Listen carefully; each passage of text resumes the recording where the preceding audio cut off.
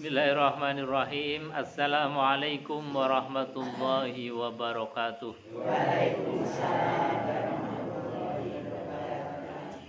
Bismillah, innal hamdalillah nahmaduhu wa nasta'inuhu wa nastaghfiruh wa na'udzu billahi min syururi anfusina wa sayyiati a'malina may yahdihillahu fala mudilla lahu wa may yudlil fala hadiyalah. Asyhadu an la ilaha illallah wa asyhadu anna Muhammadan abduhu wa rasuluh. Allahumma fassalli wa sallim ala sayyidina Muhammad wa ala alihi wa sahbihi ajma'in. Rabbi israh li sadri wa yassir li amri wa hlul 'uqdatam min lisani yafqahu qawli, amma ba'd. Bapak Ibu hadirin jamaah pengajian Sabtu pagi yang dimuliakan Allah Subhanahu wa taala. Alhamdulillah wa syukrulillah la ni'matillah, pagi hari ini kita bisa hadir kembali, dipilih oleh Allah untuk bersama-sama mengkaji dan mengaji bersama, mengkaji ayat-ayatnya Allah Subhanahu wa taala. Mudah-mudahan kita diberikan ilmu yang bermanfaat. Amin Allahumma amin. Kedua kalinya sholawat dan salam kita haturkan keharibaan baginda Nabi besar Muhammad sallallahu alaihi wasallam. Mudah-mudahan dengan kita bersolawat kita mengaku sebagai umat beliau, sekaligus beliau juga mengakui kita sebagai umatnya. Amin Allahumma amin. Bapak Ibu hadirin jamaah yang dimuliakan Allah Subhanahu wa taala. Kita lanjutkan kajian tafsir Al-Quran masih pada surat Al-Ahzab. Sekarang ayat yang ke-36. Di ayat yang ke-36 ini mengajarkan kepada kita begitu mutlaknya kita harus mengikuti baginda Rasulullah sallallahu alaihi wasallam. Jadi di dalam doa kita yang setiap saat kita baca, ihdinas siratal mustaqim. Ya Allah, tunjukilah jalan yang lurus. Apa jalan yang lurus? Dinul Islam, yaitu agama Islam. Agama yang lurus adalah agama yang dibawa oleh baginda Rasulullah sallallahu alaihi wasallam. Jadi mengikuti baginda Rasulullah hukumnya mutlak. Di dalam Al-Quran disebutkan, Qul in kuntum tuhibbunallah fattabi'uni yuhibbukumullah wa yaghfir lakum dzunubakum. Kata Allah, Qul in kuntum tuhibbunallah. Jika kalian itu cinta kepada Allah Subhanahu wa taala, fattabi'uni, maka jalannya cuma ada satu.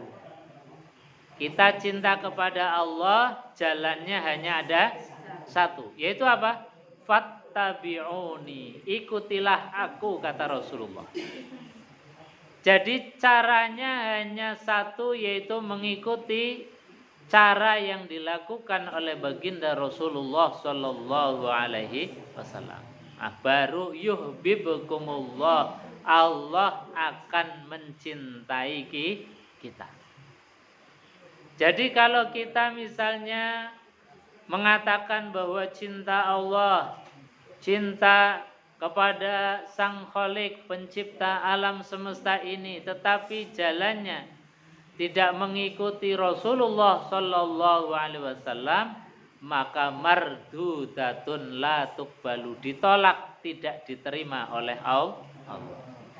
Karena Allah sudah mengikrarkan di dalam Al-Qur'an, Qul in kuntum tuhibbunallah, jika kalian cinta kepada Allah, fattabi'uni, maka ikutilah aku, jalannya Rasulullah sallallahu alaihi wasallam. Maka bagaimana mungkin kita bisa mengikuti Rasulullah kalau kita tidak kenal Rasul? Maka menjadi wajib bagi kita ini belajar mengenal Rasulullah sallallahu alaihi wasallam dengan detail. dengan dekat, dengan sejelas-jelasnya apa itu Rasulullah dan bagaimana perilaku Rasulullah Sallallahu Alaihi Wasallam.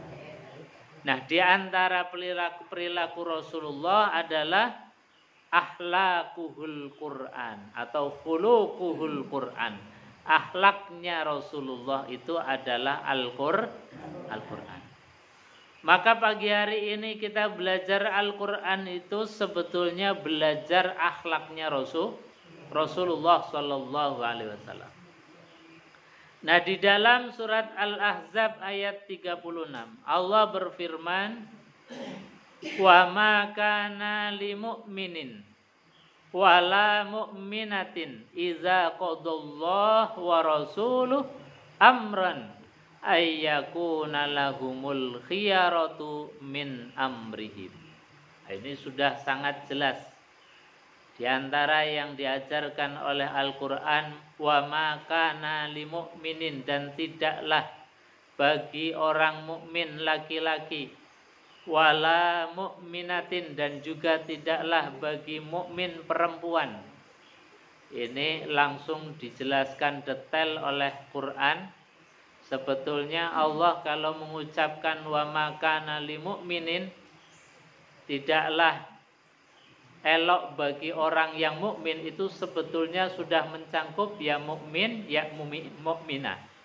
Tetapi di sini Allah tegaskan kembali, wala mu'minatin, dan tidaklah elok bagi seorang mukmin perempuan juga, idza qadallahu wa rasuluh, ketika Allah dan Rasulnya sudah menetapkan.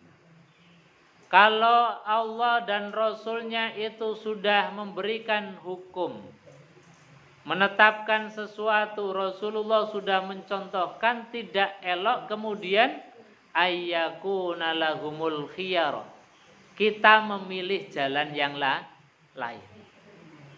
Jadi tidak pas kalau sudah diterangkan di dalam Quran kemudian kita menolaknya.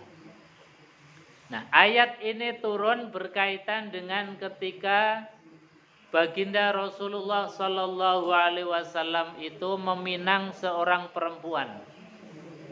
Jadi Nabi meminang perempuan namanya Zainab. Yang perempuan dipinang ini untuk Zaid. Zaid itu maula atau pembantunya Rasulullah Sallallahu Alaihi Wasallam yang sejak kecil itu ngikut Rasulullah. Nah, ini mau dipinangkan oleh Rasulullah seorang perempuan namanya Zainab. Nah, Zainab ini dikira ketika Nabi meminang itu untuk beliau sendiri. Ternyata beliau meminang itu untuk Zaid. Maka Zainab ini kemudian menolak pinangan Rasulullah Sallallahu Alaihi Wasallam. Nah, turunlah ayat ini, wa ma kana lil mu'minin wala mu'minatin idza qadallahu wa rasuluh. Kalau Allah dan Rasulnya sudah menetapkan sesuatu, maka hendaknya sudah tidak ada pilihan lagi kecuali sami'na wa ata'na. Nah, ini dalam rangka khitbah atau meminang saja. Yang Rasulullah Sallallahu Alaihi Wasallam meminang rasanya tidak elok, rasanya tidak pas kalau kemudian Nabi yang memilihkan kok ditolak, Nabi yang meminang kok ditolak. Nah, ini satu gambaran peristiwa kecil yang diangkat oleh Allah di dalam Al-Quran yang sebetulnya ini dimensinya sangat-sangat luas. Artinya apa? Kalau Allah dan Rasulullah Sallallahu Alaihi Wasallam itu sudah menetapkan, sudah mencontohkan, maka rasanya kita tidak elok untuk melakukan sesuatu yang menurut pilihan kita sendiri. Karena apa, Bapak Ibu? Pilihan kita ini seringkali hazun nafsi. Hazun nafsi itu kepentingan kita sendiri. Hazun nafsi itu menurut pemikiran pendeknya kita, menurut pikiran sempitnya kita. Beda dengan yang ditetapkan oleh Rasulullah SAW, itu dimensinya luas. Jadi yang dipentingkan bukan hanya dirinya, tetapi juga orang lain, juga kelangsungan peradaban umat manusia. Nah, contoh kecil misalnya pilihan Nabi dengan logika nubuahnya, misalnya ketika Fathu Makkah itu Mekah merdeka dari penguasaan orang-orang kafir, kemudian jatuh kepada Rasulullah Shallallahu Alaihi Wasallam. Ketika Fathu Makkah itu banyak sekali ghanimah, pampasan-pampasan. Jadi banyak sekali atau ghanimah, pampasan-pampasan yang diserahkan kepada Rasulullah Shallallahu Alaihi Wasallam. Ketika banyak pampasan, ada kambing, ada unta, diserahkan kepada Rasulullah Shallallahu Alaihi Wasallam, bahkan banyak tanah-tanah diserahkan kepada Rasulullah Shallallahu Alaihi Wasallam. Itu kemudian Nabi Shallallahu Alaihi Wasallam bagikan kepada orang-orang Mekah yang baru masuk Islam. Jadi orang-orang yang baru masuk Islam, orang-orang Mekah itu dibagi lagi harta yang sudah diserahkan kepada Rasulullah Shallallahu Alaihi Wasallam. Sedangkan orang-orang muhajirin, orang-orang yang ikut bersama Rasulullah datang dari Madinah, yang jauh-jauh, datang berkilo-kilo, datang dengan berpanas-panasan, dengan susah payah, tidak diberikan oleh Rasulullah Shallallahu Alaihi Wasallam. Kalau menurut kita, ini Nabi kok rasanya nggak pas. Orang Makkah yang tinggal di situ yang baru masuk Islam dikasih, yang Islamnya sudah lama, yang datang dari Madinah bersama Rasulullah tidak dikasih. Itu gambarannya orang awam pasti mengatakan bahwa Nabi kurang adil atau kurang pas. Dan memang ada beberapa sahabat yang ikut bersama Rasulullah dari Madinah mengatakan demikian. Bahkan kalau sekarang mungkin sudah mulai desas-desusnya itu viral. Sehingga sampai kepada telinganya Rasulullah Sallallahu Alaihi Wasallam. Nabi akhirnya mendengar desas-desus itu. Lalu apa yang diputuskan oleh Nabi? Wahai sahabatku, ketahuilah bahwasanya orang-orang Mekah ini hanya dapat kambing, hanya dapat onta. Tetapi kalian, wahai orang-orang Madinah, kalian akan mendapatkan aku, kata Rasulullah Sallallahu Alaihi Wasallam. Jadi mereka orang-orang Madinah yang tadinya sempat mau grundel tetapi tidak mau berani bicara dengan Rasulullah, akhirnya legowo. Ternyata apa?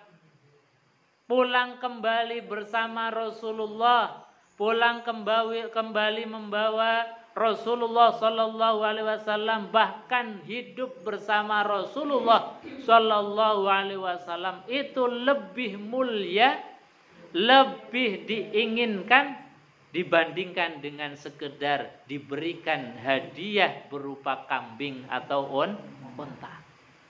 Nah, ini namanya logika nubuah.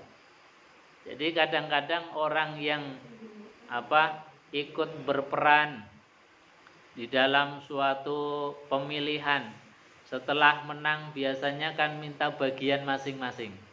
Kalau tidak dibagiin kemudian mutung.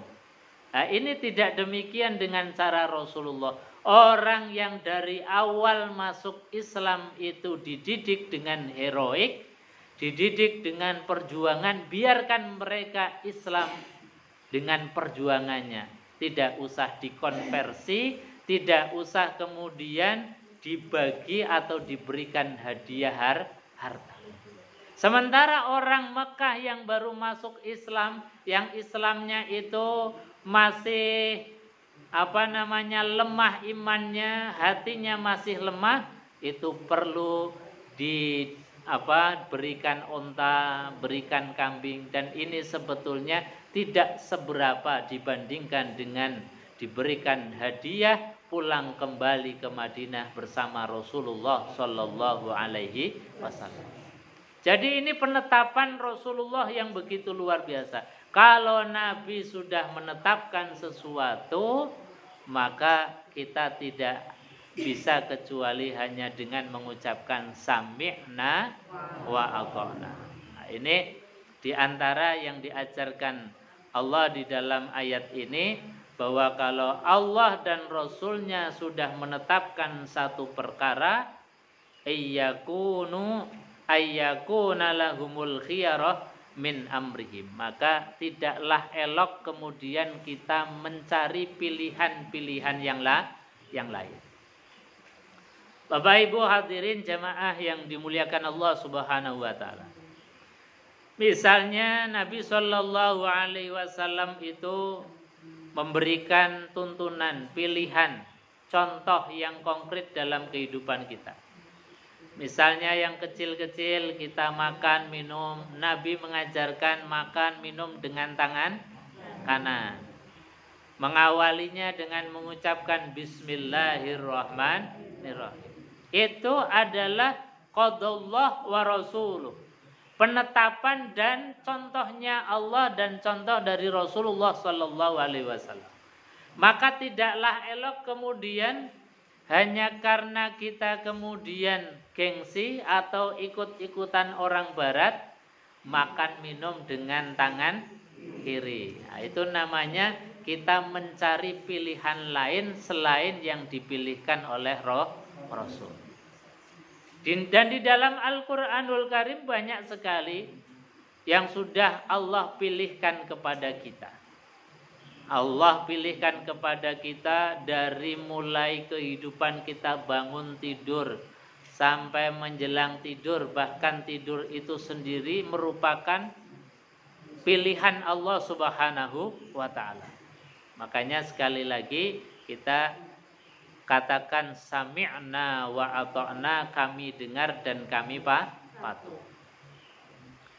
Bapak Ibu hadirin jemaah yang dimuliakan Allah Subhanahu wa taala.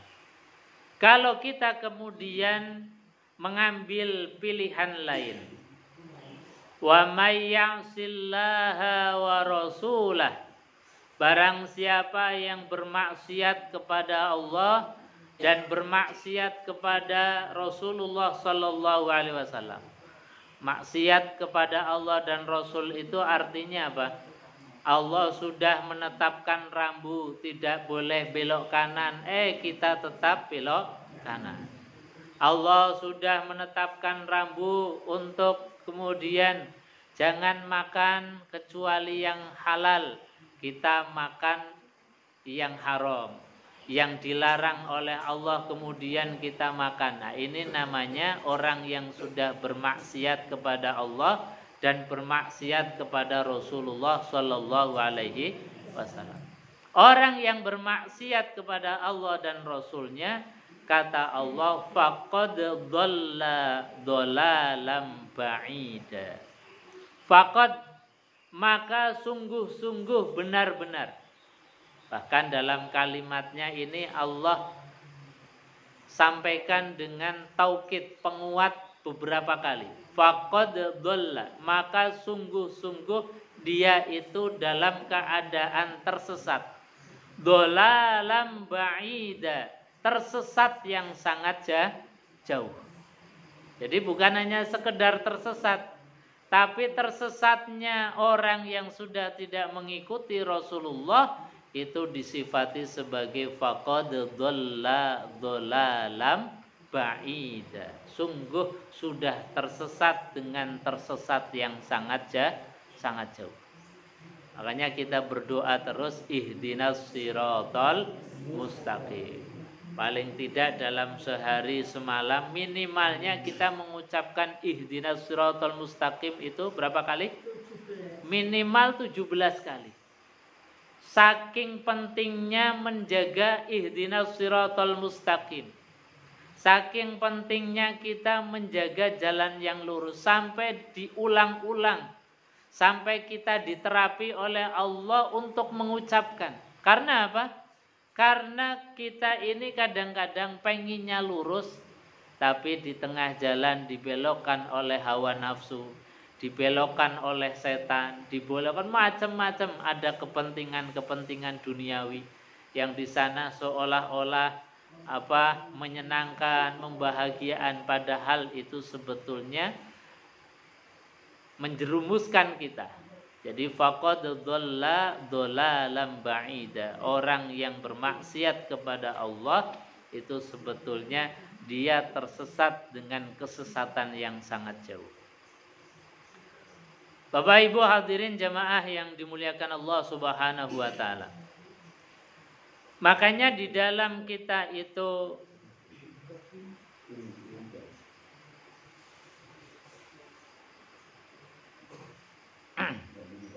ketika kita di dalam hidup dibangunkan oleh Allah Subhanahu wa taala, dihidupkan oleh Allah Subhanahu wa taala, kewajibannya kita ini adalah mengetahui apa-apa yang diperintahkan oleh Allah Subhanahu wa taala dan juga mengetahui apa-apa yang dilarang oleh Allah Subhanahu wa taala.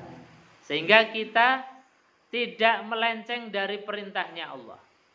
Makanya para ulama itu memberikan satu prinsip-prinsip hidup. Kata beliau para ulama, prinsip hidup kita itu satu. Kullu awqat ibadatun. Nah, ini menjadi penting. Apa maknanya? Kullu awqat ibadatun. Setiap waktu itu harus bernilai ibadah. Kita diberikan oleh Allah sehari semalam berapa jam, Bu? 24 jam. Itu luar biasa. Maka 24 jam itu jangan ada yang tidak bernilai ibadah. Kadang-kadang kita maknai ibadah itu kalau sholat saja, kalau ngaji saja, kalau umroh saja, kalau lagi puasa saja. Padahal setiap gerak-gerik kita itu bisa kita maknai sebagai ibadah. Makanya para ulama memberikan satu garis, kullu awqat ibadatun. Setiap waktu harus bernilai ibadah. Tidak ada 1 menit pun, bahkan 1 detik pun yang tidak bernilai ibadah. Ustadz, lalu supaya kita bernilai ibadah itu bagaimana? Nah, ini yang menjadi penting. Amalan atau perbuatan kita bisa dikatakan sebagai ibadah itu manakala hati kita itu ada iman kepada Allah Subhanahu wa taala. Yang kedua adalah ittiba'ur rasul. Apa yang kita lakukan, apa yang kita perbuat itu harus mengikuti Rasulullah Sallallahu Alaihi Wasallam. Jadi mulai dari bangun tidur bagaimana kita supaya ittiba' Rasul. Maka bangun tidur yang diingat pertama kali adalah zat yang membangunkan kita. Bukan yang dipikirkan dapurnya, pancinya, kompornya. Tapi yang diingat pertama kali siapa? Allah Subhanahu wa ta'ala. Makanya Nabi SAW mengajarkan baru bangun tidur yang diucapkan adalah Alhamdulillahilladzi ahyana ba'dama amatana wa ilaihin nusyur. Insya Allah kalau baru bangun yang diingat itu Allah. Baru bangun kita bersyukur kepada Allah, terima kasih kepada Allah, maka aktivitas dari bangun sampai ketika kita mau tidur itu sudah dianggap sebagai ibadah.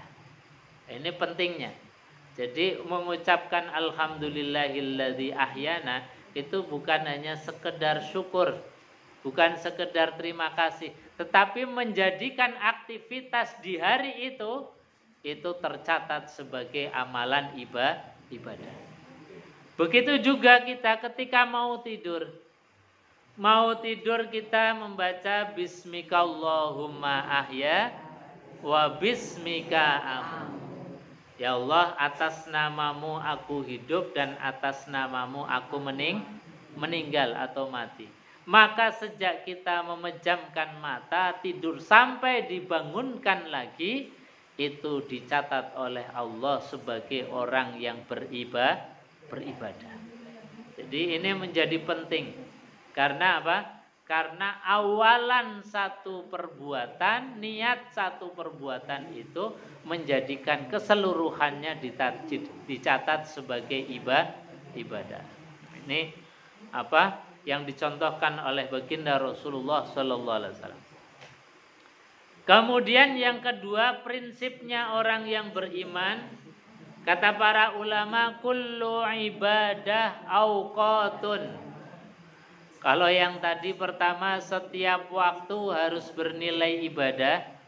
Yang kedua kullu ibadah auqatun. Setiap ibadah itu sudah ada waktunya masing-masing. Jadi misalnya sholat zuhur sudah ditetapkan waktunya. Waktunya sholat zuhur kapan, Bu? Siang. Mulai kapan? Matahari tergelincir ke barat sampai dengan bayang-bayang melebihi dari bendanya. Ini harus tahu ilmunya waktu sholat. Jangan kita mengandalkan jam saja. Jangan kita mengandalkan suara azan di masjid saja. Sebab kadang-kadang misalnya kita pergi tidak ada suara azan, tidak membawa jam. Kalau tidak tahu ilmunya masuk sholat, ini kita nanti tidak bisa melaksanakan sholat dengan baik. Makanya harus tahu waktunya sholat itu mulai kapan sampai kapan. Zuhur mulai matahari geser ke arah barat. Jadi kalau pas matahari di atas kepala kita itu belum masuk waktu zuhur. Nah kalau sudah geser ke arah barat sudah mulai masuk waktu zuhur sampai bayang-bayang melebihi dari bendanya. Ketika bayang-bayang melebihi dari benda itu berarti waktu zuhur sudah habis, masuk waktu asar. Waktu asar habisnya kapan? Ketika matahari tenggelam. Jadi ketika matahari tenggelam, waktu asar itu habis. Langsung masuk waktu maghrib. Jadi maghrib itu waktunya mulai matahari tenggelam. Sampai kapan waktu maghrib? Sampai kapan? Hah?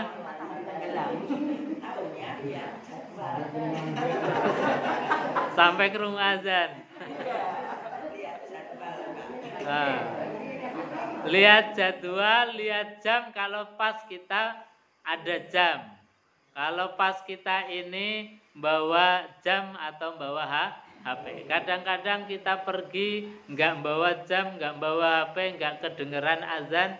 Lalu kita sholatnya belum tahu persis ini sudah masuk waktu atau belum. Makanya harus tahu waktu-waktunya sholat itu kapan secara manual.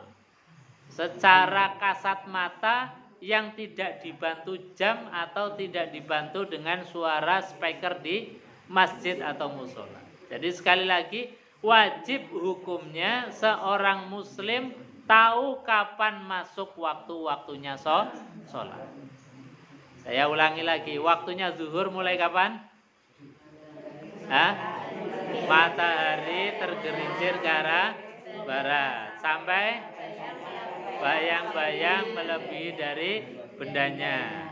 Nah, waktu zuhur habis masuk waktu asar. Kapan waktu asar habis? Matahari tenggelam. tenggelam, langsung masuk waktu maghrib. Kapan maghrib habis? Sampai waktu maghrib habis itu ketika mega merah itu Jadi maghrib itu kan di barat, arah barat itu nanti ada mega yang merah. Ya, kalau mendung nggak kelihatan. Ini kalau normal, ya. Kalau normal itu pasti kelihatan. Tapi kalau di kota ini susah karena terpendar oleh lampu. Tapi paling tidak kita tahu ilmunya. Waktu maghrib habis ketika mega merah itu hilang. Ketika mega merah itu hilang, artinya sudah masuk waktu isya. Sampai kapan? Sampai pagi. Sampai subuh. Nah ya, subuh itu mulai kapan? Mulai fajar siddiq. Fajar siddiq. Jadi isya itu habis ketika fajar siddiq. Fajar siddiq itu yang seperti apa? Fajar siddiq ini tanda-tanda alamnya. Kalau yang normal ya. Kalau tidak di kota, kalau misalnya pas mati lampu, ini kita mungkin bisa untuk niteni. Fajar siddiq itu cirinya ketika malam itu kan gelap gulita. Gelap gulita, kemudian sekitar jam 2, setengah 3 atau jam 3 itu mulai ada cahaya terang. Nah, jadi habis gelap kemudian agak terang. Nah, terang yang pertama itu namanya fajar kadzib, fajar bohong. Jadi setan itu mau menipu kita. Sehingga dari gelap kemudian dikasih terang sedikit. Nanti setelah terang gelap lagi. Itu tanda-tanda alam yang bisa kita lihat.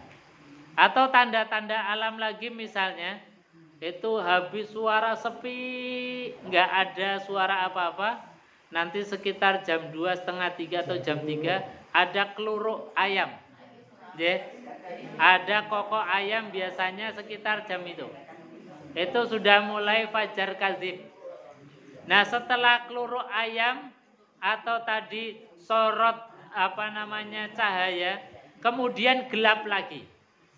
Nah, gelap lagi, setelah gelap lagi kemudian muncul cahaya lagi, agak terang lagi. Nah, itu namanya fajar siddiq. Ketika fajar siddiq berarti waktunya sholat isya sudah habis, masuk waktu subuh. Jadi waktu subuh itu waktu yang tadi di mana asalnya gelap gulita, kemudian terang, gelap lagi, terang lagi. Lah, terang yang kedua itu namanya fajar siddiq. Atau biasanya keluruk ayam yang kedua. Nah, itu sudah masuk waktu fajar siddiq. Jadi ini secara manualnya yang tanpa menggunakan jam, jadwal sholat ataupun HP. Yang kita sekalian kadang-kadang menangi hal yang semacam itu. Kadang pas nggak bawa jam, nggak bawa HP, nggak ada yang ditanya, suara azan nggak kedengeran, lalu mau sholat bingung ini sudah masuk atau belum. Makanya ilmunya waktu sholat wajib hukumnya setiap kita harus mengetahui kapan masuk waktu sholat, kapan waktu sholat itu habis. Itu hukumnya wajib. Jadi sekali lagi auqatus sholat atau ma'rifatu auqatus sholat, mengetahui tentang waktu-waktunya sholat itu hukumnya wajib. Nah, ini prinsip yang kedua kata para ulama, kullu ibadatun auqatun. Setiap ibadah pasti ada waktu-waktunya sendiri. Jangan kita kemudian sholat subuh sudah terang benderang seperti ini, sehingga niatnya usolli fardhu subhi kawanan lillahi ta'ala. Nah, ini namanya sudah melenceng dari waktu yang sudah ditetapkan oleh Allah Subhanahu wa taala. Bapak Ibu hadirin jamaah yang dimuliakan Allah, Itu yang diingatkan, dinasihatkan oleh Al-Quran, bahwa kalau Allah sudah menetapkan sesuatu, maka tidak ada pilihan lain kecuali sami'na wa ata'na. Mudah-mudahan kita termasuk orang yang taat kepada Allah, taat kepada Rasulullah Sallallahu Alaihi Wasallam. Saya kira itu. Mungkin sebelum ditutup ada yang mau ditambahkan atau ditanyakan, monggo silakan.